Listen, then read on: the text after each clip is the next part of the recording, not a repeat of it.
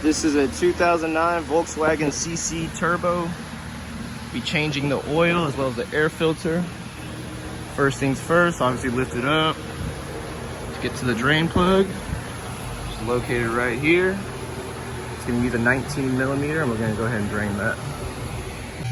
Once you drained all the oil, put the drain plug back on and torque it down to 30 Newton meters or about 22 foot-pounds. Once you've drained the oil and torque down the drain plug, we're going to remove the oil filter located right here. And a quick tip to help the oil drain faster, you want to remove the oil cap. So we can go ahead and remove this. You can just twist it off or anything. We have a special tool that we'll go ahead and use and just place on top. And then we're going to go ahead and remove it. Once you remove the filter, sometimes the bottom portion of the filter will not come out with it. As you see from the new filter, it has that, the bottom, the seal ring installed to it. So what we'll do is we'll just get a pair of pliers, come from the side, and just twist it. Be sure not to be too rough on it, you don't want to damage anything. Just keep twisting it until it comes out, and then we're just gonna wipe down the sides and clean it up and reinstall the new filter. I'm gonna go ahead and install the new oil filter. Just twist it into place. And now, for those of y'all who have not been using a torque wrench, just tighten it as tightly as possible by hand. However, if you are gonna use a torque wrench, you want to tighten it to 25 Newton meters or around like 18 to 20 foot-pounds. And then from there we'll carry on.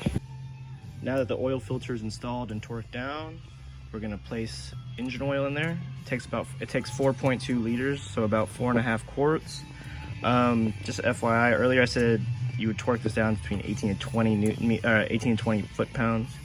Just a little correction, it's more around 18 foot-pounds. I've seen some people say 15 foot-pounds, so I just went ahead and did 18. Seems good so far. And so we're just gonna go ahead and put 4.5 quarts of oil in.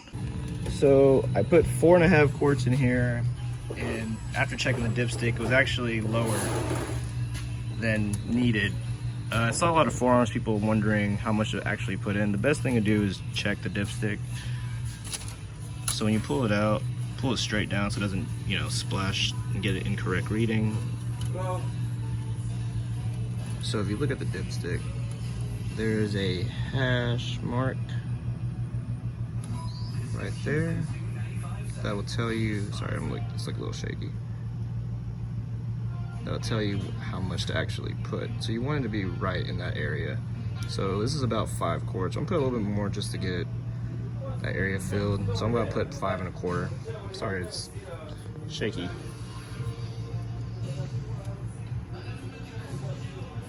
There you go, you can kind of see like the reflection. It should be right there in that hash area. So now that we've changed the oil, we're gonna reset the light. We're gonna just put the key into the on position just by putting it in. All that will pop up. We're gonna hit the one of these keys, left or right. So we'll let all this information go by first. For this car specifically, at least. So now once all that's gone, I'm gonna put right, vehicle status, keep going, settings. So you're gonna scroll all the way down to service. With these here, press OK. Reset. Do you want to really reset? Yes. Service is reset. That's it. So now we'll change the air filter. Well, now that we've changed the oil, reset the light, we're going to change the air filter, which is located right here. Using a Phillip head screwdriver, we're just going to take all these out.